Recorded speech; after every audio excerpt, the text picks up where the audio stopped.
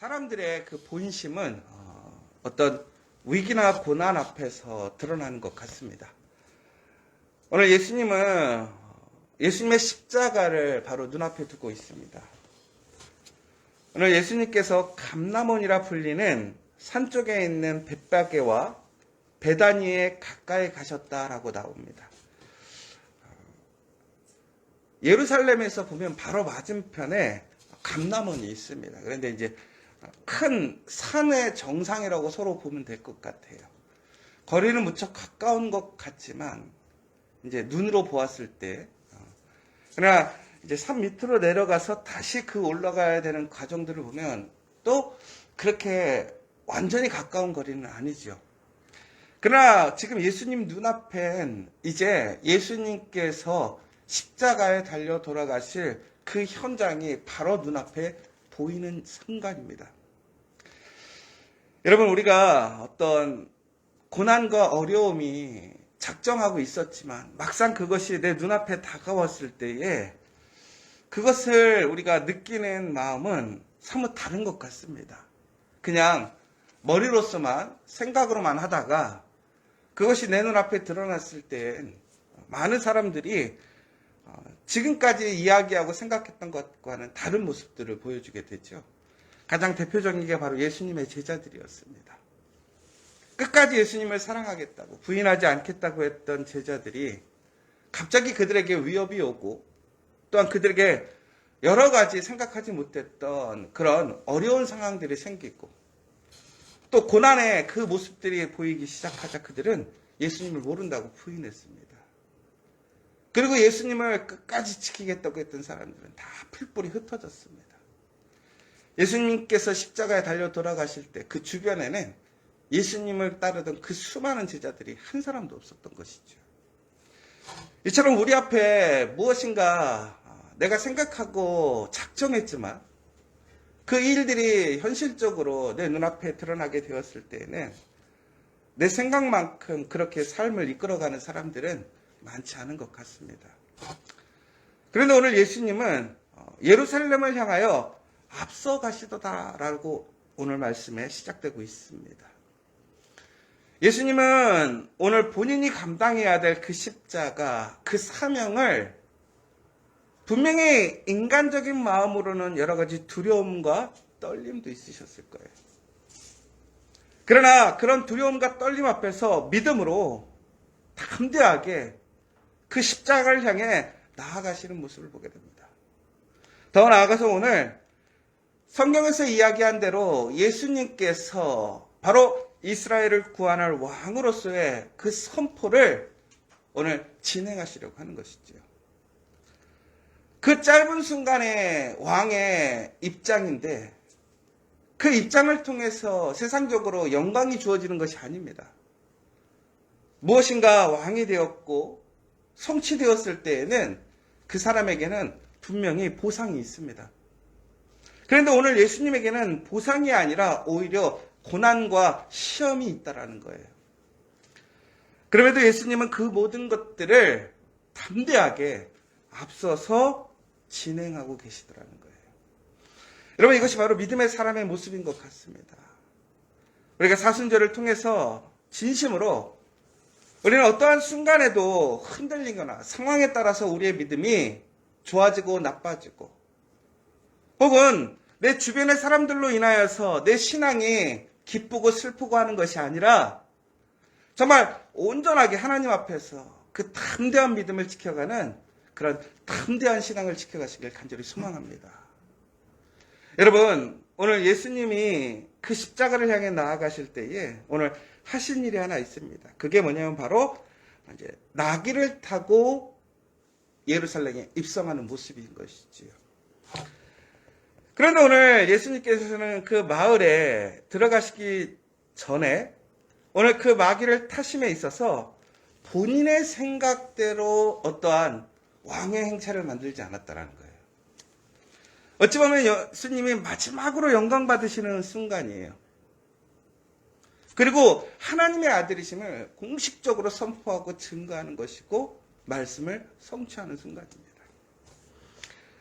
보통 왕이라고 하면 우리가 흔히 얘기하는 왕의 행렬이라면 아주 엄청나게 멋있는 흰 말을 타고 그다음에 그 주변에는 막 사람들을 따르는 그러한 군대나 아니면 여러 가지의 모습들을 상상할 수 있을 거예요. 그런데 예수님은 오직 스가랴 9장에 나와 있는 것처럼 바로 그 어린 나귀, 아무도 타지 않는 그 어린 나귀에 올라타셔서 예루살렘에 입성하게 됩니다.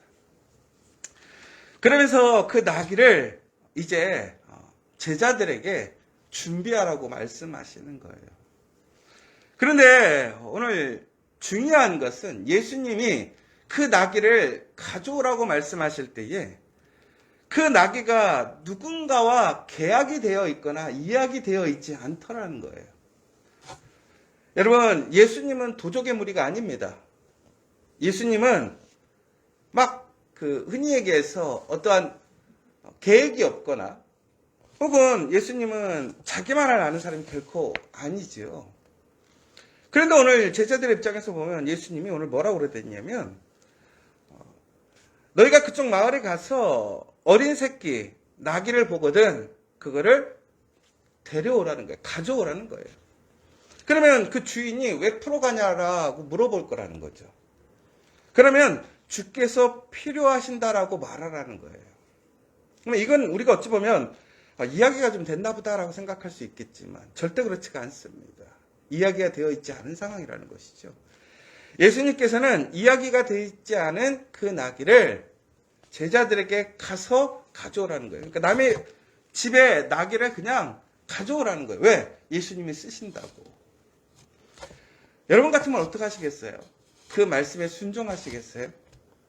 제가 이 말씀을 묵상해 보면서 두 가지 행동이 생각이 되더라고요. 하나는 예수님이 말씀하셨으니까 뭔가 계획이 있겠지라고 생각해서 그냥 말씀에 따라 움직이는 경우가 있을 것 같고, 또 하나는 의심이 있을 것 같아요. 뭐 하는 짓이지? 왜 남의 거를 이렇게 함부로 갖고 오라고 하면 내가 어떻게 민망하게, 이런 생각이 들 것 같아요. 그런데 참 신기한 것은 바로 그 나귀의 주인이 보여준 행동이었죠. 나귀의 주인은 오늘 예수님이 말씀하신 대로 누군가 자기의 어린 나귀 새끼를 끌고 가려고 하는 거예요. 어찌 보면 그 사람의 입장에서 보면 도적들 같은 거죠. 이 도적놈들이 갑자기 나귀 새끼를 풀어가려고 하니까 뭐 하는 거냐? 왜 나귀 새끼를 푸는 거냐라고 물어보고 있습니다. 그러자 그들은 예수님께서 말씀해 주신 대로 예수님께서 쓰시려고 합니다라고 얘기를 합니다. 그러자 그 나귀 주인은 어떻게 하냐면 그 나귀를 내어주는 모습을 보게 돼요. 그러니까 이게 나귀 주인과 예수님과는 결코 사전에 이야기가 되어 있지 않았다라는 얘기인 거죠. 그럼에도 불구하고 오늘 이 나귀 주인은 그 나귀를 예수님께 드리고 있습니다. 여러분 같으면 여러분들 거 갑자기 누군가 와서 예수님이 달라고 하시네요 하면 주시겠어요? 여러분 자동차가 있다고 한번 생각해 보세요.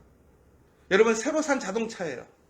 얼마나 아끼고 정말 기싸나 나지 않은 좋은 자동차를 갑자기 교회에서 목사님이 필요하시대요. 주세요 라고 하면 여러분 주시겠어요? 절대로 이게 쉬운 일이 아니란 말이에요. 그런데 오늘 그의 생각은 어떤 생각이었을까를 또 생각해 보는 거예요. 나귀의 주인은 왜 주었을까? 아마도 37절에 보면 그 힌트가 있을 것 같아요. 오늘 제자들이 예수님께서 이제 나귀를 타고 입성하시는 그 순간에 이렇게 되어 있습니다. 제자의 온 무리가 자기들이 본 바 모든 능한 일로 인하여 기뻐하며, 그러니까 제자들이 예수님을 그렇게 환호하고 그들의 옷가지를 내려서 그 예수님의 흔한 얘기로 카펫을 만든 거예요. 레드 카펫처럼. 그럼 왜 그랬느냐? 바로 예수님의 그 행하신 능력을 그들이 그 옆에서 목격했기 때문에 그래요. 그러니까 예수님의 능력을 아는 거예요. 예수님이 누군지를 그들은 지금 알기에 예수님이 왕으로 들어가심에 부족함이 없고 당연히 오늘 예수님이 왕의 자리에 올라가신다라고 생각을 했던 거예요. 그러니까 그들의 겉옷까지도 내려놔서 예수님의 그 영광의 길에 그들이 기쁨으로 참여하는 것이고 예수님을 높이는 모습을 보게 되는 거예요. 그렇다면 오늘 이 나귀의 주인까지도 그 예수님이 누구신지에 대한 소문을 들었을 거라는 거예요. 그럼 여기서도 저는 이제 또 두 가지를 생각해 보는 거죠. 그럼 나귀가 그 주인에게 필요 없었을까요? 아니죠. 주인에게는 매우 중요한 재산이었을 거란 말이에요. 그럼에도 불구하고 내어진 이유는 무엇이었을까? 첫 번째는 예수님께서 말씀하셨기 때문에 순종한 것 같아요. 이야기를 들은 거예요. 예수님이 누군지 아는 거예요. 그런데 그 예수님이 자신의 집에 찾아와서 자신의 내기를 사용하겠다라는 거예요. 그러니까 내어드리는 거예요. 왕이 그 백성에게 요구하니까 백성은 당연히 그의 것을 왕에게 드리는 거예요. 그런데 또 한 가지는 바로 그 이면 속에 이런 생각도 있었을 것 같아요. 내가 오늘 왕에게 이것을 드리면 다음에는 어떻게 올 거라고 생각할까요? 분명히 왕의 화답이 있을 거다. 처음에 제자들도 예수님의 명령에 두 가지 생각이 있었을 거예요. 절대적인 순종과 혹은 여러 가지 고민과 의심이 있었을 수도 있고 오늘 이 주인도 마찬가지였을 거예요. 그런데 오늘 중요한 것이 하나 있어요. 공통된 것이 하나 있어요. 뭐냐? 바로 예수님께서 말씀하셨을 때 그들은 그것에 대한 결과나 생각들은 분명히 자기만의 생각들과 판단이 있었을 거예요. 그럼에도 불구하고 그들이 가장 먼저 했던 게 뭐냐면 순종이라는 거예요.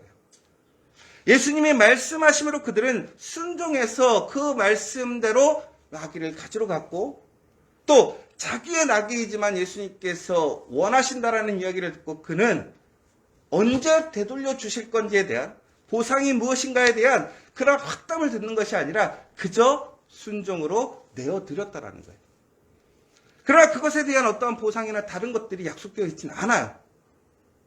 그런데도 불구하고 오늘 그 사람들이 순종으로 예수님께 드리게 되었을 때에 바로 말씀의 성취가 이루어졌고 그 말씀의 성취에 참여하는 사람들이 되었다라는 거예요. 여러분 우리가 하나님의 영광에 참여하기를 원합니다. 하나님의 능력을 보기를 원해요. 여러분 그럴 때 우리가 원하는 것은 무엇입니까?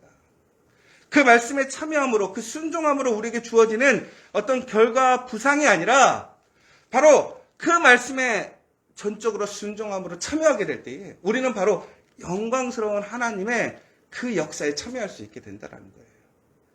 그러므로 여러분 하나님의 말씀에 그 부르심이 있을 때에 주저하지 마십시오. 전적으로 순종으로 참여하는 저 여러분 되시길 간절히 소망합니다.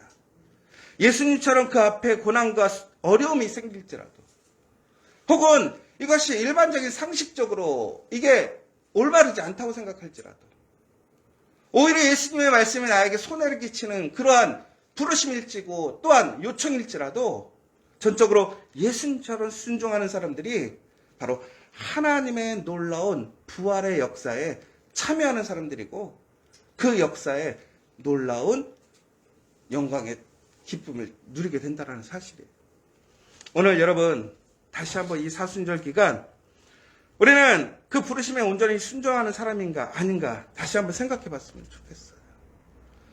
그리고 또한 우리가 어떠한 순간에도 우리는 그 예수님에게 진심으로 예수님을 인정하고 우리의 겉옷까지도 예수님의 길 앞에 내려놓고 그와 함께 그 길을 걸어갈 수 있는 사람인지 한번 생각해 보셨으면 좋겠어요.